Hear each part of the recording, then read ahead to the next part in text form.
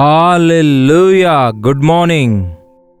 ಮತ್ತೊಂದು ಉದಯದಲ್ಲಿ ನಮ್ಮ ಯೇಸುವಿನ ವಾಕ್ಯ ಕೇಳೋಣ ಬನ್ನಿ, ಆತನ ವಾಕ್ಯವನ್ನು ಧ್ಯಾನಿಸೋಣ ಬನ್ನಿ. ಚಿಕ್ಕ ಪ್ರಾರ್ಥನೆಯೊಂದಿಗೆ. ಪರಿಶುದ್ಧ ದೇವರೇ, ನಿಮಗೆ ವಂದನೆಗಳು. ನಿಮ್ಮ ಸನ್ನಿಧಿಯಲ್ಲಿ ಪ್ರಾರ್ಥಿಸಿ ನಿಮ್ಮ ವಾಕ್ಯ ಕೇಳುವಂಥದ್ದು ನೀವು ನಮಗೆ ಕೊಟ್ಟ ಎಂತಹ ದೊಡ್ಡ ಭಾಗ್ಯವಾಗಿದೆ ದೇವರೇ. ಯಾರಿಗೆ ಹೇಳಿಕೊಂಡ್ರೂ ನಮ್ಮ ಬಾಧೆ ತೀರುವುದಿಲ್ಲವೇನೋ, ಆದರೆ ನಮ್ಮ ಬಾಧೆ ತೀರಿಸುವಾತನೇ, ನಮ್ಮ ಕೊರತೆ ಅರಿತಿರುವಾತನೇ, ನಮ್ಮನ್ನು ಪ್ರೀತಿಸಿ ಪ್ರಾಣ ಕೊಟ್ಟಾತನೇ, ನಿಮಗೆ ವಂದನೆಗಳು. ನಮ್ಮ ಹೃದಯಗಳನ್ನು ಸಂತೈಸಿರೆಂದು ಕ್ರಿಸ್ತನ ನಾಮದಲ್ಲಿ ಬೇಡುತ್ತೇನೆ ತಂದೆಯೇ, ಆಮೇನ್. ದೇವರಿಗೆ ಸ್ತೋತ್ರ. ಎಂತಹ ದೊಡ್ಡ ದೇವರು ನಮಗಿದ್ದಾರೆ ನೋಡಿ. ನಮ್ಮನ್ನು ಸಂತೈಸುವಾತನಾಗಿದ್ದಾರೆ, ನಮ್ಮ ಹಸಿವೆ ತೀರಿಸಿ ನಮ್ಮನ್ನು ಅರಿತಿರುವಾತನಾಗಿದ್ದಾನೆ, ನಮ್ಮನ್ನು ಪ್ರೀತಿಸಿದಾತನು, ನಮಗಾಗಿ ಪ್ರಾಣ ಕೊಟ್ಟಾತನು, ನಮಗೋಸ್ಕರ ಸಮಸ್ತವನ್ನು ಸೃಷ್ಟಿಸಿದಾತನು. ಈ ಲೋಕದಲ್ಲಿ ಮಾತ್ರವಲ್ಲ, ನಾನು ಹೋಗಿ ನಿಮಗೋಸ್ಕರ ಬಿಡಾರಗಳನ್ನು ಸಿದ್ಧ ಮಾಡಿ ನಾನಿರುವಲ್ಲೇ ನೀವು ಸಹ ಇರುವಂತೆ ಮತ್ತೆ ತಿರುಗಿ ಬಂದು ಕರೆದೊಯ್ತೇನೆಂದು ಹೇಳಿದ್ದಾರೆ. ಅಂತಹ ನಮ್ಮ ಕರ್ತನಾದ ಯೇಸು ಅತ್ಯಂತ ಬೇಗನೆ ಮತ್ತೆ ಬರಲಿಕ್ಕಿದ್ದಾರೆ. ಈ ಲೋಕದಲ್ಲಿ ನಾವು ಯಾತ್ರಿಕರಾಗಿ, ಪ್ರಯಾಣಿಕರಾಗಿ, ದೇವರು ಅನುಗ್ರಹಿಸಿರುವವುಗಳಿಗಾಗಿ ಸಂತೃಪ್ತರಾಗಿ ಈ ಲೋಕದಲ್ಲಿರುವ ಎಲ್ಲಾ ಕೊರತೆ ನೀಗಿಸುವ ಕರ್ತನಿದ್ದಾನೆ ಎಂಬುದಾಗಿ ನಂಬುವವರಾಗಿರೋಣ. ಮತ್ತಾಯನ ಸುವಾರ್ತೆ 6ನೇ ಅಧ್ಯಾಯ 25ನೇ ವಚನದಿಂದ ಓದುತ್ತಿದ್ದೇನೆ, ಕೇಳ್ರಿ. ಈ ಕಾರಣದಿಂದ ನಾನು ಹೇಳುವುದೇನೆಂದರೆ, ನಾನಲ್ಲ ಪ್ರಿಯರೇ, ಯೇಸು ಕ್ರಿಸ್ತನು ಹೇಳ್ತಿದ್ದಾರೆ. ಈ ಕಾರಣದಿಂದ ಯೇಸು ಕ್ರಿಸ್ತನು ನಿಮಗೆ ಹೇಳುವಂಥದ್ದೇನೆಂದರೆ, ಏನು ಊಟ ಮಾಡಬೇಕು, ಏನು ಕುಡಿಯಬೇಕು ಎಂದು, ನಮ್ಮ ದೇಹ ರಕ್ಷಣೆಗೆ ಏನು ಹೊದ್ದುಕೊಳ್ಳಬೇಕು ಎಂದು ಚಿಂತೆ ಮಾಡಬೇಡಿರಿ. ಏನಂತೆ? ಚಿಂತೆ ಮಾಡಬೇಡಿರಿ. ಹೌದಲ್ಲವೇ? ಈ ದಿನ ಬೆಳಗ್ಗೆ ಎದ್ದ ತಕ್ಷಣವೇ ಯಾವುದು ಬ್ರೇಕ್ಫಾಸ್ಟ್ ಮಾಡೋಣ, ಟಿಫಿನ್ ಏನಿದೆ ಎಂದು ಕೇಳ್ತಾರಲ್ಲವೇ? ಏನ್ ಮಾಡಬೇಕು ಇವತ್ತು ಬೆಳಗ್ಗೆ? ಉಪ್ಮಾ ಮಾಡಬೇಕೋ, ಇಡ್ಲಿ ಮಾಡಬೇಕೋ, ದೋಸೆ ಹಾಕಬೇಕೋ, ಚಪಾತಿ ಮಾಡಬೇಕೋ? ಅಬ್ಬಾ, ಮನೆಯಲ್ಲಿರುವ ಆ ತಾಯಿಗೆ ಎಷ್ಟು ದೊಡ್ಡ ಸಮಸ್ಯೆ ಇದೆ ನೋಡಿ. ಎಷ್ಟು ಹಾಕಿದ್ರೂ ಕೂಡ ಮನೆಯಲ್ಲಿರುವವರಿಗೆ ತೃಪ್ತಿ ಇಲ್ಲದಿರುವಾಗ ಮನೆಯಲ್ಲಿರುವ ತಾಯಿ ಬಹಳ ಬೇಸರಗೊಳ್ತಾಳೆ. ಏನು ಊಟ ಮಾಡಬೇಕು, ಏನು ಅಡುಗೆ ಮಾಡಬೇಕು, ಮಧ್ಯಾಹ್ನ, ರಾತ್ರಿ, ಈ ದಿನ 3 ಹೊತ್ತು ತಿನ್ನಬೇಕಲ್ಲವೇ? ಸೊ ಬೆಳಗ್ಗೆ ಎದ್ದಂದಿನಿಂದ ಇದರ ಕುರಿತಾದ ಆಲೋಚನೆಯೇ. ಅದನ್ನು ಕೊಂಡುಕೊಳ್ಬೇಕು, ಇದನ್ನು ಕೊಂಡುಕೊಳ್ಬೇಕು, ಉಪ್ಪಿಲ್ಲ, ಬೇಳೆಕಾಳುಗಳಿಲ್ಲ ಎಂಬ ಆಲೋಚನೆಗಳೇ ಹೆಚ್ಚಿವೆ ಬೆಳಗ್ಗೆ ಎದ್ದ ಕೂಡಲೇ. ದೇವರ ಕುರಿತಾದ ಆಲೋಚನೆಗಳೆಲ್ಲಿವೆ? ಅಷ್ಟು ಮಾತ್ರವಲ್ಲ, ಏನನ್ನು ಹೊದ್ದುಕೊಳ್ಳಬೇಕು, ಏನನ್ನು ಧರಿಸಬೇಕು, ಇಲ್ಲವೇ ಬಟ್ಟೆ ವಾಶ್ ಮಾಡಿಕೊಳ್ಬೇಕು, ಒಣಗಿಸಬೇಕು, ಇಸ್ತಿರಿ ಮಾಡಿಕೊಳ್ಬೇಕು, ಹಾಗೂ ಮತ್ತೆ ಮ್ಯಾಚಿಂಗ್ ಸೆಲೆಕ್ಟ್ ಮಾಡಬೇಕು. ಸೊ ಬೆಳಗ್ಗೆ ಎದ್ದಂದಿನಿಂದ ಅದೇ ಆಲೋಚನೆ. ಯೇಸು ಹೇಳುವುದೇನೆಂದರೆ, ಹಾಗಂತ ಚೆನ್ನಾಗಿ ಊಟ ಮಾಡಬಾರದು, ಒಳ್ಳೆಯ ವಸ್ತ್ರಗಳನ್ನು ಧರಿಸಿಕೊಳ್ಬಾರದು, ಡೀಸೆಂಟ್ ಆಗಿರಬಾರದು, ಹೊಟ್ಟೆ ತುಂಬ ಆಹಾರ ತಿನ್ನಬಾರದೆಂದು ಏನು ಹೇಳಲಿಲ್ಲ. ಬೆಳಗ್ಗೆ ಎದ್ದ ಕೂಡಲೇ ನಾವು ನಮ್ಮ ಕೆಲಸ ಮಾಡಿಕೊಳ್ಬೇಕು. ನಮಗೆ ಅವಶ್ಯಕವಾಗಿದೆ, ಆಹಾರ ಅವಶ್ಯಕವಾಗಿದೆ, ಅನುದಿನ ವಸ್ತ್ರ ಅವಶ್ಯಕವೇ. ಎಷ್ಟು ಶುಭ್ರ ವಸ್ತ್ರ ಹಾಕಿಕೊಂಡ್ರು ಕೂಡ ಕೆಲಸಕ್ಕೆ ಹೋದ್ರೆ ಹೊಲಸಾಗ್ತೇವೆ, ಅವು ಮತ್ತೆ ವಾಶ್ ಮಾಡಿಕೊಳ್ಬೇಕು. ಕರೆಕ್ಟೇ. ಆದರೆ ಯೇಸು ಅಲ್ಲಿ ಒಂದು ಮಾತು ಹೇಳ್ತಾರೆ, ಚಿಂತೆ ಮಾಡಬೇಡಿರಿ. ಚಿಂತೆ ಮಾಡುವುದು ಬೇರೆ, ಅವುಗಳ ಕುರಿತಾಗಿ ಸಿದ್ಧಗೊಳ್ಳುವುದು ಬೇರೆ, ಅವುಗಳನ್ನು ಸಿದ್ಧಪಡಿಸಿಕೊಳ್ಳುವುದು ಬೇರೆ. ಇರುವವುಗಳೊಂದಿಗೆ ಸಂತುಷ್ಟರಾಗುವಂಥದ್ದು ಇನ್ನೆಷ್ಟೋ ಒಳ್ಳೆಯದು. ಅದು ಮುಖ್ಯವಲ್ಲ. ಏನ್ ಬೇಕಾದರೂ ತಿನ್ಬಹುದು ಒಂದು ಹೊತ್ತಿಗೆ, ಯಾವುದೋ ಬಟ್ಟೆ ಹಾಕಿಕೊಳ್ಬೋದು ಒಂದು ದಿನಕ್ಕೆ. ಆದರೆ ಅತ್ಯವಶ್ಯಕವಾದದ್ದೇನು?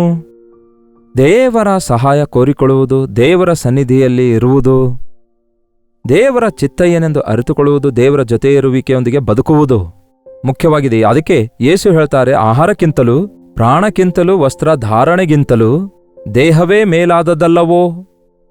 ಆಹಾರ ಕುರಿತು ಆಲೋಚಿಸ್ತಿದ್ದೇವೆ ಹೊರತು ಅದಕ್ಕಿಂತಲೂ ದೊಡ್ಡದಾಗಿ ಪ್ರಾಣ ಕೊಟ್ಟ ದೇವರ ಕುರಿತಾಗಿ, ಆಯುಷ್ಯನ ಕುರಿತಾಗಿ ಆಲೋಚಿಸ್ತಿಲ್ವಲ್ಲ. ಆಹಾರ ಮುಖ್ಯವೋ, ಪ್ರಾಣ ಮುಖ್ಯವೋ? ಎಷ್ಟೇ ಆಹಾರ ಇದ್ರೂ ಕೂಡ ಪ್ರಾಣ ಹೋದವನು ಏನ್ ತಿನ್ನುತ್ತಾನೆ? ಹೌದಲ್ಲವೇ? ಎಷ್ಟೇ ವಸ್ತ್ರಗಳಿದ್ರೂ ಕೂಡ ದೇಹದಲ್ಲಿ ಆರೋಗ್ಯ ಇಲ್ಲದಿದ್ರೆ, ದೇಹದಲ್ಲಿ ಅನಾರೋಗ್ಯ ಇರೋದಾದ್ರೆ, ದೇಹದಲ್ಲಿ ಸುಖ ಇಲ್ಲದಿರುವುದಾದ್ರೆ ಏನ್ ಮಾಡ್ತಾರೆ ವಸ್ತ್ರ ಧರಿಸಿಕೊಂಡು? ಎಷ್ಟೋ ಜನ ಈ ದಿನ ಅನಾರೋಗ್ಯಕ್ಕೊಳಗಾಗಿ ಹಾಸ್ಪಿಟಲ್ಗೆ ಹೋದಾಗ ಮಂಚದ ಮೇಲೆ ಮಲಗುವಾಗ ಅವ್ರಿಗಿರೋದೆಲ್ಲ ತೆಗೆದುಹಾಕಿ ಅವರ ಹಾಸ್ಪಿಟಲ್ ಗೌನ್ ಹಾಕ್ತಾರೆ. ಅದನ್ನೇ ಹಾಕಿಕೊಂಡವರಾಗಿ ಆ ಯೂನಿಫಾರ್ಮ್ ಹಾಕಿಕೊಂಡು ಆ ಬೆಡ್ಶೀಟ್ ಹೊದ್ಕೊಂಡು ಬೆಡ್ ಮೇಲೆ ಮಲ್ಕೊಳ್ಬೇಕು. ನಿಮಗೆ ಎಷ್ಟು ವಸ್ತ್ರ ಇದ್ರೆ ಏನು ಪ್ರಯೋಜನ? ದೇವರು ಕೊಟ್ಟ ಆರೋಗ್ಯವೇ ಮುಖ್ಯವಲ್ಲವೋ? ನಿಮ್ಮ ದೇಹವೇ ದೇವರ ಆಲಯವಲ್ಲವೋ? ದೇವಾಲಯದಂತಿರುವ ನಿಮ್ಮ ದೇಹದ ಕುರಿತು ಆಲೋಚಿಸಬೇಕು. ಪ್ರಾಣ ಕೊಟ್ಟ ದೇವರನ್ನು ಸ್ತುತಿಸಿರಿ. ನಮ್ಮ ಪ್ರಾಣದಿಂದ ದೇವರನ್ನು ಘನಪಡಿಸಬೇಕು. ಬೆಳಗ್ಗೆ ಎದ್ದ ಕೂಡಲೇ ದೇವರನ್ನು ಘನಪಡಿಸಿರಿ, ದೇವರನ್ನು ಸ್ತುತಿಸಿರಿ. ದೇವರನ್ನು ಹಾಗೆ ಸ್ತುತಿಸುತ್ತಾ ನಿಮ್ಮ ದೇಹದಿಂದ ದೇವರನ್ನು ಮಹಿಮೆಪಡಿಸಿರಿ. ನಿಮ್ಮ ದೇಹವು ದೇವರ ಆಲಯವಾಗಿದೆ ಎಂದು ಗುರುತಿಸಬೇಕು. ಇನ್ನೇನು ವಾಕ್ಯ ಹೇಳುತ್ತೆ ನೋಡಿ. ಆಕಾಶದಲ್ಲಿ ಹಾರಾಡುವ ಹಕ್ಕಿಗಳನ್ನು ನೋಡಿರಿ. ಅಷ್ಟಕ್ಕೂ ಬೆಳಗ್ಗೆ ಎದ್ದ ಕೂಡಲೇ ನಾವೆಲ್ಲರೂ ಆಕಾಶ ಪಕ್ಷಿಗಳನ್ನು ನೋಡಬೇಕು. ಎಲ್ಲಾಗತ್ತೆ ಬ್ರದರ್, ಬೆಳಗ್ಗೆ ಬೇಗ ಎದ್ದೇಳೋದೇ ಅಪರೂಪ. ಎದ್ದು ನಮ್ಮ ಬಾಲ್ಕನಿಯಲ್ಲಿ ಇಲ್ಲವೇ ಫ್ಲ್ಯಾಟ್ಗಳಲ್ಲಿದ್ದಂಥವರು, ಇಕ್ಕಟ್ಟಾದ ಮನೆಯಲ್ಲಿದ್ದಂಥವರು ಹೊರಗಡೆ ಬಂದರೂ ಆಕಾಶ ಕಾಣಿಸಲ್ಲ. ಪಕ್ಕದ ಮನೆಯವರು ಎದುರು ಮನೆಯವರು ಕಾಣಿಸುತ್ತಾರೆ. ಆದರೆ ಬಹಳ ಚೆನ್ನಾಗಿ ಆ ದಿನಗಳಲ್ಲಿ ಹಳ್ಳಿಗಳಲ್ಲಿ, ಇವಾಗಲೂ ಹಳ್ಳಿಗಳಲ್ಲಿ ಚಿಕ್ಕ ಚಿಕ್ಕ ಗ್ರಾಮಗಳಲ್ಲಿ ಹೋದಾಗ ಮಾಳಿಗೆ ತೆರೆದು ಹಾರಾಡುತ್ತಿರುವ ಹಕ್ಕಿಗಳನ್ನು ನೋಡಬಲ್ಲೆವು. ಆಕಾಶದ ಹಕ್ಕಿಗಳನ್ನು ನೋಡಿರಿ. ಆಕಾಶದ ಪಕ್ಷಿಗಳನ್ನು ನೋಡಬೇಕು ಪ್ರೇರೆ. Make it a point. ಹೇಗಾದ್ರೂ ಮಾಡಿ ನೀವು ದಿನಕ್ಕೊಂದು ಸಾರಿ ಆಗಲಿ, ವಾರಕ್ಕೊಂದು ಸಾರಿ ಆಗಲಿ, ಪ್ರಶಾಂತವಾಗಿರುವ ಒಂದು ಅಡವಿಯ ಸ್ಥಳಕ್ಕೆ ಹೋಗಿ ನೋಡಿ, ಇಲ್ಲವೇ ಪಾರ್ಕ್ ಆಗಲಿ, ಬೀಚ್ಗಾಗಲಿ, ಇಲ್ಲವೇ ನದಿ ತೀರಕ್ಕೆ ಹೋಗಿ ನೋಡಿ. ಸ್ವಲ್ಪ ಸಿಟಿಯಿಂದ ಹೊರಗಡೆ ಹೋದರೆ ಅಂತಹ ದೃಶ್ಯ ಕಾಣಿಸ್ತವೆ. ನಮಗೆ ನೇಚರ್ ಕಾಣಿಸುತ್ತದೆ, ದೇವರುಂಟು ಮಾಡಿರುವ ಸೃಷ್ಟಿ ಕಾಣಿಸುತ್ತೆ. ಆಕಾಶ ಪಕ್ಷಿಗಳನ್ನು ನೋಡಿರಿ. ಅವು ಬೆಳಗ್ಗೆ ಎದ್ದ ತಕ್ಷಣವೇ ಚೆನ್ನಾಗಿ ಕೂಗುತ್ತಾ ಕೆರ್ಚುತ್ತಾ ದೇವರನ್ನು ಸ್ತುತಿಸ್ತವೆ. ಅವು ಹಾರಾಡುತ್ತಾ ರೆಕ್ಕೆಗಳನ್ನು ಚಾಚಿ ಅವು ಎಲ್ಲಿಗೆ ಹೋಗ್ತವೆಂದು ಗೊತ್ತಿಲ್ಲ, ಯಾರು ಊಟ ಹಾಕ್ತಾರೆಂದು ಗೊತ್ತಿಲ್ಲ, ಯಾರೂ ಅವುಗಳಿಗೆ ಇನ್ವೈಟ್ ಮಾಡಲ್ಲ. ಆದರೆ ಅವು ಹೋಗುತ್ತಿರುವಾಗ ದೇವರು ಅವುಗಳಿಗೆ ಬೇಕಾದ ಆಹಾರವನ್ನು ಸಿದ್ಧ ಮಾಡಿಟ್ಟಿದ್ದಾರೆ. ಆಕಾಶದ ಹಕ್ಕಿಗಳನ್ನು ನೋಡಿರಿ. ಅವು ಬಿತ್ತುವುದಿಲ್ಲ, ಕೊಯ್ಯುವುದಿಲ್ಲ, ಕಣಜಗಳಲ್ಲಿ ತುಂಬಿಟ್ಟುಕೊಳ್ಳುವುದಿಲ್ಲ. ಆಕಾಶದ ಪಕ್ಷಿಗಳು ಸಾಯಂಕಾಲ ಗೂಡಿಗೆ ಬರುವಾಗ ಚೀಲದಲ್ಲಿ ಏನಾದರೂ ಸ್ವಲ್ಪ ಧಾನ್ಯ ತಂದುಕೊಳ್ತಾವೋ? ಅವು ಏನಾದರೂ ಬೆಳೆಯನ್ನು ಬೆಳೆಸುತ್ತವೋ? ಅವೇನಾದರೂ ಕಣಜಗಳಲ್ಲಿ ತುಂಬಿಸಿಟ್ಟುಕೊಳ್ತಾವೋ? ಆಯಾ ದಿನಕ್ಕೆ ತಕ್ಕಂತೆ ಅವುಗಳಿಗೆ ಹೊಟ್ಟೆ ತುಂಬ ಕಾಳುಗಳು ದೊರಕ್ತವೆ. ಒಂದು ವೇಳೆ ನಮಗೇನಾದರೂ ಗುಬ್ಬಿಗಳ ಭಾಷೆ ಗೊತ್ತಾಗಿ ಗುಬ್ಬಿಯೇ ಎಲ್ಲಿಗೆ ಹೋಗ್ತಿ ಅಂತ ಕೇಳಿದ್ರೆ ಕಾಳು ತಿನ್ನಲು ಹೋಗುತ್ತೇನೆ ಅನ್ನುತ್ತೆ. ಸಾಯಂಕಾಲ ಗೂಡಿಗೆ ತಿರುಗಿ ಬರುವಾಗ ಗುಬ್ಬಿಯೇ ತಿಂದೀಯಾ ಈ ದಿನ ಎಂದು ಕೇಳಿದ್ರೆ ಏನನ್ನುತ್ತೆ ಅಂದುಕೊಳ್ತೀರಿ? ಈ ದಿನ ಕಾಳುಗಳು ಸಿಗಲಿಲ್ಲ, ಬೆಳಗ್ಗಿಂದ ಇಲ್ಲಿವರೆಗೂ ಹುಡುಕಾಡದೆ ಕಾಳೆ ಸಿಗಲಿಲ್ಲ, ಈಗ ಹಸುವಿಂದ ಹೋಗ್ತಿದ್ದೇನೆ ಅನ್ನುತ್ತದೋ? ಇಲ್ಲ, ಹೌದು, ಹೊಟ್ಟೆ ತುಂಬ ತಿಂದಿದ್ದೇನೆ, ಹೊಟ್ಟೆ ತುಂಬ ತಿಂದಿದ್ದೇನೆ, ದೇವರನ್ನು ಸ್ತುತಿಸುತ್ತೇನೆ ಅನ್ನುತ್ತದೆ. ಆಕಾಶದಲ್ಲಿ ಸಂಚರಿಸಿದೆ, ಎತ್ತರದಲ್ಲಿ ಹಾರಾಡಿದೆ ಎಂದು ಎಷ್ಟೋ ಚೆನ್ನಾಗಿ ಹೇಳ್ತದೆ. ಮತ್ತೆ 2ನೇ ದಿನ ಕೇಳಿದ್ದೀರಿ ಅಂದ್ಕೊಳ್ಳಿ, 2ನೇ ದಿನ ಕೂಡ ಹಾಗೆ ಹೇಳುತ್ತೆ. 31ನೇ ತಾರೀಕು 1ನೇ ತಾರೀಕು ಎಂಬ ವ್ಯತ್ಯಾಸ ಪಕ್ಷಿಗಳಿಗೆ ಗೊತ್ತಿಲ್ಲ, ನಮಗೆ ಮಾತ್ರ ಗೊತ್ತು. ಹೌದಲ್ಲವೇ? ಇನ್ನೂ ವಿಚಿತ್ರವೇನೆಂದರೆ, ನೀವೊಂದು ವೇಳೆ ಪಕ್ಷಿಗಳಿಗೆ ಕೇಳುವುದಾದರೆ, ಈ ದಿನ ಏನ್ ತಿಂದಿದ್ದೀ? ಸುಗ್ಗಿ ಕಾಳುಗಳನ್ನು ತಿಂದೆ, ಬಿಕ್ಕೆ ಹಣ್ಣು ತಿಂದಿದ್ದೇನೆ, ಧಾನ್ಯ ತಿಂದಿದ್ದೇನೆ, ರಾಗಿ ಕಾಳು ತಿಂದಿದ್ದೇನೆ. ನೋಡಿ, ಹೀಗೆ ಎಷ್ಟು ವಿಧವಾದಂತಹ ಆ ಒಂದು ಧಾನ್ಯಗಳಿವೆಯೋ, ಎಲ್ಲ ವಿಧವಾದ ಹಣ್ಣು ಹಂಪಲುಗಳನ್ನು ದಿನಾಲೂ ಅದು ತಿಂದು ಬರುತ್ತೆ ಪ್ರಿಯರೇ. ನಮಗೇನಾದ್ರೂ ಕೇಳಿದ್ರೆ ಏನ್ ತಿಂದ್ರಿ ಅಂದ್ರೆ ಅನ್ನ ಅನ್ನ ಅನ್ನ ಅನ್ನ ಅನ್ನುತ್ತಾರೆ ನಮ್ಮಲ್ಲಿ ಬಹಳಷ್ಟು ಜನ. ಕೇಳಿ ಪ್ರಿಯರೇ, ದೇವರು ಎಲ್ಲವನ್ನು ಬಹಳ ಚೆನ್ನಾಗಿ ಉಂಟು ಮಾಡಿದ್ದಾರೆ. ಅಷ್ಟಕ್ಕೂ ದೇವರು ಮಾಡಿರುವುದೆಲ್ಲವೂ ಆಯಾ ಸೀಸನ್ ಪ್ರಕಾರ ಆಯಾ ಫ್ರೂಟ್ಗಳನ್ನು ಏನಾದರೂ ತಿನ್ನುವುದಾದರೆ ವಿಟಮಿನ್ ಡೆಫಿಷಿಯನ್ಸಿ ಆಗಲಿ ಮತ್ತೊಂದು ಅನಾರೋಗ್ಯವಾಗಲಿ ಎಂದಿಗೂ ಬರುವುದೇ ಇಲ್ಲ ಅಂತೆ. ಯಾಕೆಂದರೆ ಅಷ್ಟೊಂದು ಆರೋಗ್ಯ ಆ ಹಣ್ಣುಗಳಲ್ಲಿ ದೇವರಿಟ್ಟಿದ್ದಾರಂತೆ. ನಾವು ಒಂದು ಹಿಡ್ಕೊಂಡ್ರೆ ಅದೇ ತಿನ್ನುತ್ತಾ ಕೂತ್ಕೊಳ್ತೇವೆ. ದೇವರುಂಟು ಮಾಡಿರುವ ಸಮಸ್ತವೂ ಒಳ್ಳೆಯದಾಗಿದೆ. ದೇವರನ್ನು ಸ್ತುತಿಸುತ್ತಾ ಇರುವುದಾದರೆ, ಇರುವವುಗಳಿಗಾಗಿ ದೇವರನ್ನು ಸ್ತುತಿಸುವುದಾದರೆ ಇಲ್ಲದವುಗಳನ್ನು ಕೊಡ್ತಾರೆ. ನೋಡಿರಿ, ಆಕಾಶದ ಪಕ್ಷಿಗಳನ್ನು ನೋಡಿರಿ, ಅವು ಬಿತ್ತುವುದಿಲ್ಲ, ಕೊಯ್ಯುವುದಿಲ್ಲ, ಕಣಜಗಳಲ್ಲಿ ಕೂಡಿಡುವುದಿಲ್ಲ. ಮುಂದೆ ಏನಂತಿದೆ? ಆದಾಗ್ಯೂ ಪರಲೋಕದ ತಂದೆ, ನಿಮ್ಮ ಪರಲೋಕದ ತಂದೆ ಅವುಗಳನ್ನು ಪೋಷಿಸುತ್ತಿದ್ದಾರಲ್ಲವೇ? ಅವುಗಳಿಗೆ ಅಲ್ಲ ಆತನು ತಂದೆ, ನಮಗೆ ತಂದೆಯಾಗಿದ್ದಾರೆ.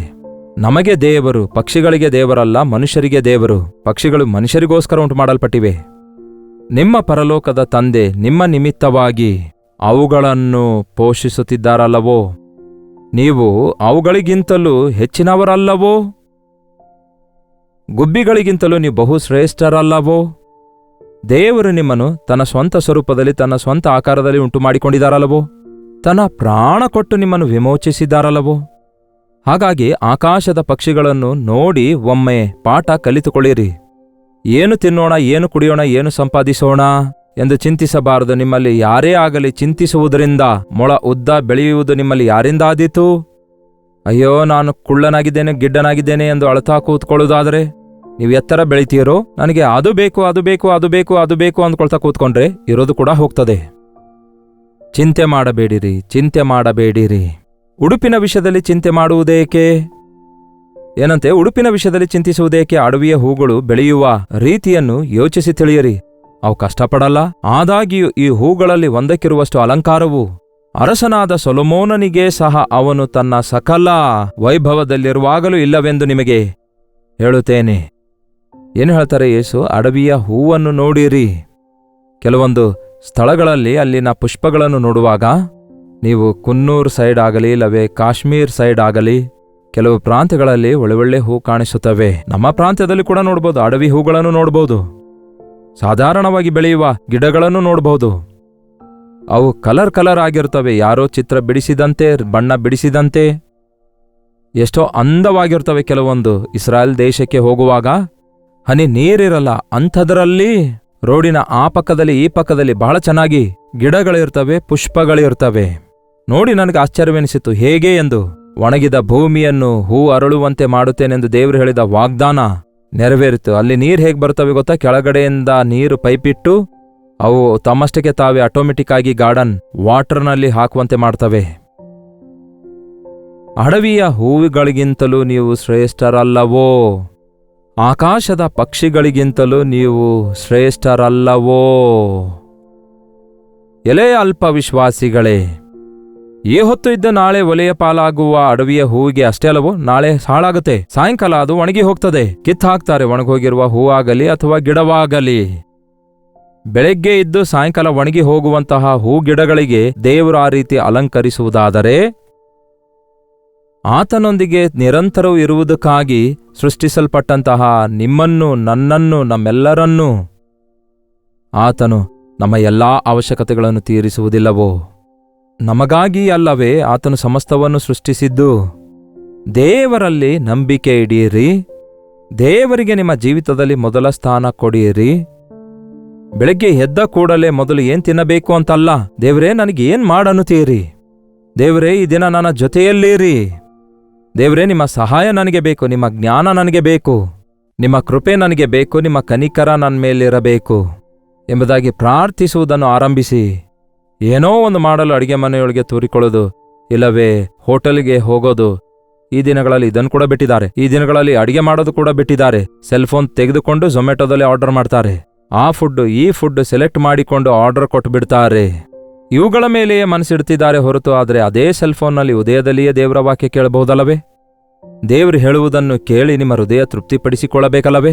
ನನ್ನ ಶರೀರದ ಕುರಿತು ಆಲೋಚಿಸಿದ್ದೇನೆ, ನನ್ನ ಆಧ್ಯಾತ್ಮಿಕ ಜೀವಿತದ ಕುರಿತಾಗಿ, ನನ್ನ ನಂಬಿಕೆಯಲ್ಲಿ ನಾನು ಅಭಿವೃದ್ಧಿಯಾಗುವುದಕ್ಕಾಗಿ, ನಾನು ದೇವರ ಸಾರೂಪ್ಯಕ್ಕೆ ಮಾರ್ಪಡುವುದಕ್ಕಾಗಿ, ಭಕ್ತಿ ಮಾರ್ಗದಲ್ಲಿ ನಡೆಯುವುದಕ್ಕಾಗಿ, ದೇವರ ಚಿತ್ತ ಅರಿಯುವುದಕ್ಕಾಗಿ, ದೇವರ ಸಹಾಯ ಕೋರುವುದಕ್ಕಾಗಿ ಆತನ ಪರಿಶುದ್ಧ ಗ್ರಂಥ ತೆಗೆದುಕೊಂಡು ನಾನು ಪಠಿಸುತ್ತೇನೆ, ಆತನ ವಾಕ್ಯವನ್ನು ಲಾಲಿಸುತ್ತೇನೆ, ಆತನನ್ನು ಸ್ತುತಿಸುತ್ತೇನೆ ಎನ್ನುವುದನ್ನು ಬಿಟ್ಟು ಅಲ್ಲಿಗೆ ಹೋಗಬೇಕು, ಇಲ್ಲಿಗೆ ಹೋಗಬೇಕು, ಅದನ್ನು ಕೊಂಡ್ಕೊಳ್ಬೇಕು, ಇದನ್ನು ಅಡಿಗೆ ಮಾಡಿಕೊಳ್ಬೇಕು, ಅದನ್ನು ಅಡಿಗೆ ಮಾಡಿಕೊಳ್ಳಬೇಕು, ಇದು ಹೇಗೆ ಅದು ಹೇಗೆ ಎಂಬುದಾಗಿ ಬೆಳಗ್ಗೆಯಿಂದ ಸಾಯಂಕಾಲದವರೆಗೂ ಚಿಂತಿಸುತ್ತಾ ಆಯಾಸ ಪಡುತ್ತಾ ಪ್ರಯಾಸ ಪಡುತ್ತಿದ್ದೇವೆ ಹೊರತು, ನಮ್ಮ ಪ್ರತಿ ಅವಶ್ಯಕತೆ ಅರಿತಿರುವ ಆತನು ದೇವರಾಗಿದ್ದಾರೆ. ಆತನು ಏನಾದರೂ ತನ್ನ ಹಿಡಿತ ಬಿಚ್ಚಿದ್ರೆ ನಮ್ಮ ಅವಶ್ಯಕತೆಯೆಲ್ಲ ತೀರುತ್ತವೆ ಎಂಬುದಾಗಿ ನಾವು ಅರಿಯುವುದಾದರೆ, ಇಲ್ಲವೇ ನಂಬುವುದಾದರೆ ಅದ್ಭುತಗಳನ್ನು ಕಾಣ್ತೇವೆ. ಹಾಗಾಗಿ ನೀವು ಚಿಂತಿಸಬೇಡಿರಿ, ವಿಚಾರಕ್ಕೆ ಒಳಗಾಗಬೇಡಿ. ಏನು ಹೇಳುತ್ತೆ ವಾಕ್ಯ? ಎಲೆ ಅಲ್ಪವಿಶ್ವಾಸಿಗಳೇ, ಅದಕ್ಕಿಂತ ಎಷ್ಟೋ ಹೆಚ್ಚಾಗಿ ನಿಮಗೆ ಉಡುಪು ತೊಡಿಸುವನಲ್ಲವೇ? ಏನ್ ಪ್ರಿಯರೇ, ವಸ್ತ್ರಗಳು ನಾವು ಹಾಕಿಕೊಳ್ಳಬೇಕೆಂಬುದು ದೇವರಿಗೆ ಗೊತ್ತಿಲ್ಲವೋ? ಮೊಟ್ಟ ಮೊದಲು ನಿಲುವಂಗಿಯನ್ನುಂಟು ಮಾಡಿದ್ದು ಯಾರು ಪ್ರಿಯರೇ? ಆದಾಮ ಹವ್ವ ಅವರು ತಾವು ಬೆತ್ತಲೆಯಾಗಿದ್ದೇವೆಂದು ತಿಳ್ಕೊಂಡಾಗ ಅವರು ಎಲೆಗಳಿಂದ ತಮ್ಮ ಮೈ ಮುಚ್ಕೊಂಡಿದ್ರಂತೆ. ಎಲೆಗಳಿಂದ, ಕಸಗಳಿಂದ ಅವರು ತಮ್ಮ ಮೈ ಮುಚ್ಕೊಂಡಿದ್ರಂತೆ. ಎಲೆ ಒಣಗಿದ್ರೆ ಮೈ ಕಾಣಿಸುತ್ತೆ, ಹೌದಲ್ಲವೇ? ಏನ್ ಮಾಡಿದ್ದಾರೆ ಯೇಸು? ಚರ್ಮದಿಂದ ಒಂದು ಮೇಲಂಗಿಯನ್ನುಂಟು ಮಾಡಿ, ದಿ ಫಸ್ಟ್ ಡಿಸೈನರ್. ಯಾವುದು? ಅದರಲ್ಲೂ ಲೆದರ್ ಡ್ರೆಸ್ಸು. ಅದು ಬಹಳ ಎಕ್ಸ್ಪೆನ್ಸಿವ್. ಅಂತಹ ಲೆದರ್ ಡ್ರೆಸ್ ಅಂದ್ರೆ ಮಳೆ ಬಂದರೂ ಸಹ, ಅಷ್ಟೇ ಅಲ್ಲದೆ ಬಿಸಿಲು ಬಡಿದ್ರೂ ಸಹ ಅವರು ಸುರಕ್ಷಿತರಾಗಿರುವುದಕ್ಕೋಸ್ಕರ ಮೇಲಂಗಿ ಉಂಟು ಮಾಡಿ ದೇವರು ಅವರಿಗೆ ತೊಡಿಸಿರಂತಿದೆ ಬೈಬಲಲ್ಲಿ. ಹಾಲೆಲೂಯಾ! ಈ ದಿನ ದೇವರು ನಮಗೆ ಅವಶ್ಯಕವಾಗಿರುವ ವಸ್ತ್ರಗಳನ್ನು ಆತನು ಕೊಡುವುದಿಲ್ಲವೋ? ಏನು ಹೇಳುತ್ತೆ ವಾಕ್ಯ? ನೋಡಿರಿ, ಇಲ್ಲಿ ದೇವರು ಆಲೋಚನೆ ಮಾಡಬೇಡಿರಿ ಅಥವಾ ಪ್ಲಾನ್ ಮಾಡಬೇಡಿರಿ ಎಂದು ಹೇಳಲಿಲ್ಲ. ಅದಕ್ಕಾಗಿ ಪ್ರಯತ್ನ ಮಾಡಬೇಡಿರಿ ಅನ್ನಲಿಲ್ಲ. ಅದರ ಸ್ಥಾನ ಅದಕ್ಕಿದೆ. Yes, we need to purchase clothes. ಬಟ್ಟೆಗಳನ್ನು ಕೊಂಡ್ಕೊಳ್ಬೇಕು, ಅಡಿಗೆ ಮಾಡಿಕೊಳ್ಳಬೇಕು. ಅಷ್ಟೇ ಅಲ್ಲ, ದುಡ್ಡು ಬೇಕು. ಇವೆಲ್ಲ ದೇವರಿಗೆ ಗೊತ್ತು ಪ್ರಿಯರೇ. ಆಟೋಮೆಟಿಕ್ ಆಗಿ ದೇವರು ಇಳಿದು ಬಂದು ನಿಮಗೆ ಬಟ್ಟೆ ಕೊಟ್ಟು ಹೋಗ್ತಾರೇನೋ? ಆಟೋಮೆಟಿಕ್ ಆಗಿ ಆಕಾಶ ತೆರೆದು ದೇವರು ರೊಟ್ಟಿಗಳನ್ನು ದೂತರಿಂದ ಕಳಿಸುತ್ತಾರೆಂದುಕೊಳ್ಳಬೇಡಿ. ಬೇಕಾದವುಗಳೆಲ್ಲ ಮಾಡಿಕೊಳ್ಳಿರಿ. ಅದಕ್ಕೆ ನಿಮಗೆ ಅವಯವಗಳನ್ನು ಕೊಟ್ಟಿದ್ದೇನೆ, ದಿನಸಿಗಳನ್ನು ಕೊಟ್ಟಿದ್ದೇನೆ, ಅಡಿಗೆ ಮಾಡಿ ತಿನ್ನೀರಿ. ಹೊಲ ಕೊಟ್ಟಿದ್ದೇನೆ, ಉಳಿಗೆ ಮಾಡಿ, ಕೆಲಸ ಮಾಡಿ, ಫಲಿಸಿರಿ. ಅದನ್ನೇ ಹೇಳ್ತಾರೆ ದೇವರು ಆದಾಮನಿಗೆ. ನೀವು ಭೂಲೋಕವೆಲ್ಲ ಸ್ವಾಧೀನ ಮಾಡಿಕೊಳ್ಳಿರಿ, ವ್ಯವಸಾಯ ಮಾಡಿರಿ ಅನ್ನುತ್ತಾರೆ, ಬೆಳೆಯನ್ನು ಬೆಳೆಸಿರಿ ಅನ್ನುತ್ತಾರೆ. ಆ ನಂತರ ಮುಂದಿನ ಅಧ್ಯಾಯದಲ್ಲಿ ನೀವು ನೋಡುವಾಗ ಎಲ್ಲಾ ವಿಧವಾದಂತಹ ಕೆಲಸದ ಕುರಿತಾಗಿ, ಕಂಬಾರರ ಕುರಿತಾಗಿ ಅನೇಕ ಕೆಲಸದ ಬಗ್ಗೆಯಲ್ಲಿ ನಾವು ನೋಡ್ತೇವೆ. ಹೇಳ್ತಾ ಹೋದ್ರೆ ಎಸ್, ಈಗ ಮುಕ್ತಾಯಕ್ಕೆ ಬರೋಣ ಬನ್ನಿ. ಇದೆಲ್ಲ ನಿಮಗೆ ಬೇಕಾಗಿದೆ ಎಂದು ಪರಲೋಕದಲ್ಲಿರುವ ನಿಮ್ಮ ತಂದೆಗೆ ತಿಳಿದದೇ ಅಷ್ಟೇ. ಹೀಗಿರುವುದರಿಂದ ನೀವು ಮೊದಲು ದೇವರ ರಾಜ್ಯಕ್ಕಾಗಿಯೂ ನೀತಿಗಾಗಿಯೂ ಮೊದಲು ತವಕ ಪಡೆಯಿರಿ, ಆಗ ಇವೆಲ್ಲವೂ ನಿಮಗೆ ಅನುಗ್ರಹಿಸಲ್ಪಡುವವು. ಮೊದಲು ದ ಫಸ್ಟ್ ಥಿಂಗ್ಸ್ ಫಸ್ಟ್. ಮೊದಲು ದೇವರು, ಮೊದಲು ದೇವರ ರಾಜ್ಯ, ಮೊದಲು ದೇವರ ಕೆಲಸ, ಮೊದಲು ದೇವರ ಚಿತ್ತ, ಮೊದಲು ದೇವರ ಸನ್ನಿಧಿ. ಆ ನಂತರ ನೀವು ಮಾಡುವುದೆಲ್ಲ ಸಫಲವಾಗ್ತವೆ. ನಿಮಗೆ ಬೇಕಾದದ್ದೆಲ್ಲ ಆತನು ಕೊಡ್ತಾನೆ. ನನ್ನ ಕೆಲಸ ನೀವು ಮಾಡ್ರಿ, ನಿಮ್ಮ ಕೆಲಸ ನಾನು ಮಾಡ್ತೇನೆ ಅನ್ನುತ್ತಾರೆ. ನನ್ನ ಕೆಲಸ ಅಂದರೆ ಏನಾಗಿದೆ? ಯೇಸುವಿನ ಕೆಲಸ ಯಾವ ಕೆಲಸ? ಆತನನ್ನು ಕುಡ್ರಿಸಿ ನಾವೇನಾದ್ರೂ ಆತನ ಚಾಕ್ರಿ ಏನಾದ್ರೂ ಮಾಡಬೇಕೋ? ಇಲ್ಲವೇ ಇಲ್ಲ. ಆತನ ಕೆಲಸ ಏನಾಗಿದೆ? ಆತನ ಕೆಲಸ ಏನಾಗಿದೆ ಪ್ರಿಯರೇ? ಯಾರೊಬ್ಬರೂ ನಶಿಸಿ ಹೋಗಬಾರದು, ಪ್ರತಿಯೊಬ್ಬರೂ ರಕ್ಷಿಸಲ್ಪಡಬೇಕು. ರಕ್ಷಣೆಯ ಮಾರ್ಗವನ್ನು ಈ ಲೋಕಕ್ಕೆ ಪ್ರಕಟಿಸಬೇಕು. ಆತನ ಆ ರಕ್ಷಣೆಯನ್ನು ನೀವು ಹೊಂದಿಕೊಳ್ಳಬೇಕು. ನಿಮ್ಮ ಜೀವಿತದಲ್ಲಿ ಯೇಸುವಿನ ಬೆಳಕನ್ನು, ಯೇಸುವಿನ ದಿವ್ಯ ದಾನಗಳನ್ನು, ಯೇಸುವಿನಲ್ಲಿರುವ ಪ್ರತ್ಯೇಕತೆಯನ್ನು ನಿಮ್ಮ ಸುತ್ತಲಿರುವವರು ನೋಡಬೇಕು. ಸುಮ್ಮನೆ ಮುದ್ರೆ ಹಾಕಿಕೊಂಡು ನಾವು ಬರೀ ಬಾಯಿ ಮಾತಿನಿಂದ ಹೇಳುವವರಾಗಿರಬಾರ್ದು. ವಾಕ್ಯ ಹೇಳಿದಂತೆ ಬದುಕುವುದಾದರೆ ನಿಮ್ಮಲ್ಲಿ ಇತರರು ಕ್ರಿಸ್ತನನ್ನು ನೋಡಿ, ಈ ನಿಮ್ಮ ದೇವರು ನನಗೂ ಬೇಕು ಅನ್ನುತ್ತಾರೆ. ಹಾಗಾಗಿ ಪ್ರತಿ ಸಣ್ಣ ಸಣ್ಣ ವಿಷಯದಲ್ಲಿ ದಿಗುಲು ಪಡುತ್ತಾ ಕೂತ್ಕೊಳ್ಳದೆ ಕರ್ತನ ವಾಕ್ಯದಂತೆ ಮಾಡುತ್ತಾ ಹೋಗ್ರಿ. ಉಳಿದದೆಲ್ಲ ನಿಮ್ಮನ್ನು ಹಿಂಬಾಲಿಸಿ, ಅಂದರೆ ನಿಮಗೆ ಬೇಕಾದದ್ದೆಲ್ಲ ನಿಮ್ಮ ಹಿಂದೆಯೇ ಬರುತ್ತವೆ. ಆಯಾ ಸಮಯಕ್ಕೆ, ಅಂದರೆ ಯಾವ ಸಮಯಕ್ಕೆ ಏನು ಬೇಕಾಗಿದೆಯೋ ಅದನ್ನು ದೇವರು ನಿಮಗೆ ಅನುಗ್ರಹಿಸುತ್ತಾರೆ. ಪ್ರಾರ್ಥನೆ. ಪರಿಶುದ್ಧ ದೇವರೇ, ಪ್ರೀತಿಯುಳ್ಳ ತಂದೆಯೇ, ಅನವಶ್ಯಕವಾದ ಚಿಂತೆಗಳೊಂದಿಗೆ ಕುಗ್ಗಿ ಹೋಗ್ತಿದ್ದೇವೆ ಹೊರತು, ರಾತ್ರಿ ಹಗಲು ಪ್ರಯಾಸ ಪಡ್ತಿದ್ದೇವೆ ಹೊರತು, ಆ ದಿನ ಸೊಲೊಮೋನನು ಹೇಳಿದಂತೆ ನಾನು ಪಟ್ಟ ಪ್ರಯಾಸವನ್ನೆಲ್ಲ ನೋಡಿದ ನಂತರ ಅದು ಗಾಳಿಯನ್ನು ಹಿಡಿಯುವುದಕ್ಕಾಗಿ ಪ್ರಯಾಸ ಪಟ್ಟಿರುವಂತಿದೆ, ಅಂದರೆ ಎಲ್ಲವೂ ವ್ಯರ್ಥ ಎನ್ನುವಂತೆಯೇ ಈ ದಿನ ನಾವು ಕೂಡ ಏನೇನೋ ಸಾಧಿಸಬೇಕಂದುಕೊಳ್ತಾ ಇದ್ದೇವೆ. ಸಂಪಾದಿಸೋಣ, ಸಮಕೂಡಿಸಿಕೊಳ್ಳೋಣ ಅನ್ನುತ್ತಿದ್ದೇವೆ ಹೊರತು ಇದೆಲ್ಲ ವ್ಯರ್ಥವೆಂದು ನಿಮ್ಮ ಸನ್ನಿಧಿಯಲ್ಲಿ ಕಾಲ ಕಳೆಯುವ ಪ್ರತಿಯೊಂದು ಸಮಯವೂ, ಪ್ರತಿ ಕ್ಷಣವೂ ಆಶೀರ್ವಾದಕರವಾಗಿರುತ್ತದೆ ಎಂದು, ನೀವು ನಮ್ಮ ಸಂಗಡ ಇರುವುದಾದರೆ ನಮ್ಮ ಕೊರತೆಗಳೆಲ್ಲ ನೀಗಿ ಹೋಗ್ತವೆಂದು ನಂಬುವುದಕ್ಕಾಗಿಯೂ, ಬೆಳಗ್ಗೆ ಬೇಗ ಎದ್ದು ದಿನವಿಡೀ ನಿಮ್ಮ ಜೊತೆಗೆ ನಡೆಯುವುದಕ್ಕಾಗಿಯೂ, ನಿಮ್ಮ ಮೇಲೆ ಆಸೆ ಇಟ್ಟುಕೊಂಡು ಕಾದುಕೊಂಡು ನಿಮ್ಮ ರಾಜ್ಯಕ್ಕಾಗಿ ಎದುರು ನೋಡುವವರಾಗಿ ಜೀವಿಸಲು ನಮಗೆ ಸಹಾಯ ಮಾಡಿರೆಂದು ಕ್ರಿಸ್ತನ ನಾಮದಲ್ಲಿ ಬೇಡುತ್ತೇನೆ ತಂದೆಯೇ, ಆಮೇನ್. ತಂದೆಯಾದ ದೇವರ ಪ್ರೀತಿಯೂ, ಮಗನಾಗಿರುವ ಕ್ರಿಸ್ತನ ಕೃಪೆಯೂ, ಆದರಣೆ ಕರ್ತನಾದ ಪವಿತ್ರಾತ್ಮನ ಸಹವಾಸವು ಕೂಡಿ ಬಂದಿರುವ ನಮ್ಮೆಲ್ಲರ ಸಂಗಡ ಇಂದಿಗೂ ಸದಾಕಾಲಕ್ಕೂ ನೆಲೆಯಾಗಿರಲಿ. ಆಮೇನ್. ದೇವರಿಗೆ ಸ್ತೋತ್ರ. ನಿಮ್ಮ ಪ್ರಾರ್ಥನಾ ಮನವಿ 8939731313 ನಂಬರ್ಗೆ ಹಾಗೂ ಇತರ ದೇಶದಿಂದಲೂ ಸಹ ನೀವು ವೀಕ್ಷಿಸುವುದಾದರೆ ಕೊಡಲ್ಪಟ್ಟ ಇದೇ ನಂಬರ್ಗೆ ಒಂದು ಟೆಕ್ಸ್ಟ್ ಆಗಲಿ ವಾಯ್ಸ್ ಮೆಸೇಜ್ ಆಗಲಿ ಕಳಿಸಿಕೊಡಿರಿ. ಫೋನ್ ಮಾಡಬೇಡಿರಿ, ಎತ್ತಿಲ್ಲವೆಂದು ಬಾಧೆ ಪಡಬೇಡಿ. ಕೆಲವೊಂದು ಸಾವಿರಾರು ವಾಟ್ಸಪ್ ಮೆಸೇಜ್ ಬರ್ತಿವೆ, ಅವೆಲ್ಲ ಆಯಾ ದಿನಕ್ಕೆ ತಕ್ಕಂತೆ ನಾವು ಪರಿಶೀಲಿಸುತ್ತಾ ಇದ್ದೇವೆ. ನಿಮಗೋಸ್ಕರ ಪ್ರಾರ್ಥಿಸ್ತಿದ್ದೇವೆ, ನೀವು ಕೂಡ ಪ್ರಾರ್ಥಿಸಿರಿ. Doctor Jaipal Kannada YouTube channel ಅನ್ನು ಸಬ್ಸ್ಕ್ರೈಬ್ ಮಾಡಿಕೊಳ್ಳಿರಿ, ಲೈಕ್ ಮಾಡಿರಿ, ಶೇರ್ ಮಾಡಿರಿ. ಕಾಮೆಂಟ್ ಸೆಕ್ಷನ್ನಲ್ಲಿ ಬಂದು ನಿಮ್ಮ ಹೆಸರು ಊರು ಟೈಪ್ ಮಾಡುವುದನ್ನು ಮರೆಯಬೇಡಿ. ಕರ್ತನ ಮಹಾಕೃಪೆಯಿಂದ ನಾವು ಮತ್ತೊಂದು ಈ ಶುಕ್ರವಾರಕ್ಕೆ ಬಂದಿದ್ದೇವಲ್ಲವೇ? ಕರ್ತನು ನಿಮಗೆ ಕೊಟ್ಟ ಆಲಯದಲ್ಲಿ ಉಪವಾಸ ಪ್ರಾರ್ಥನೆ ಖಂಡಿತವಾಗಿಯೂ ನಡೆಯುತ್ತೆ. ಈ ಉಪವಾಸ ಪ್ರಾರ್ಥನೆಯಲ್ಲಿ ಪಾಲ್ಗೊಂಡು ಬಲಗೊಳ್ಳಿರಿ. ನಿಮ್ಮ ಸಭೆಗಳಲ್ಲಿ ನಡೆಯುವ ಉಪವಾಸ ಪ್ರಾರ್ಥನೆಗೆ ಅದು ಯಾವುದೇ ಸಮಯವಾಗಿರಲಿ, ಆಯಾ ನಿಮ್ಮ ಸಭೆಯ ಸಮಯಕ್ಕೆ ತಕ್ಕಂತೆ ದಯಮಾಡಿ ಉಪವಾಸ ಪ್ರಾರ್ಥನೆಯಲ್ಲಿ ಪಾಲ್ಗೊಳ್ಳಿರಿ. ಕನಿಷ್ಠ 2 ಗಂಟೆ ದೇವರ ಸನ್ನಿಧಿಯಲ್ಲಿ ಉಪವಾಸ ಪ್ರಾರ್ಥನೆಯಲ್ಲಿ ಸಭೆಯಾಗಿ ಐಕ್ಯಗೊಂಡು ಪ್ರಾರ್ಥಿಸಿರಿ. ಅಲ್ಲಿಯವರೆಗೂ ದೇವರ ಮಹಾಕೃಪೆ ನಿಮ್ಮೆಲ್ಲರೊಂದಿಗಿರಲಿ.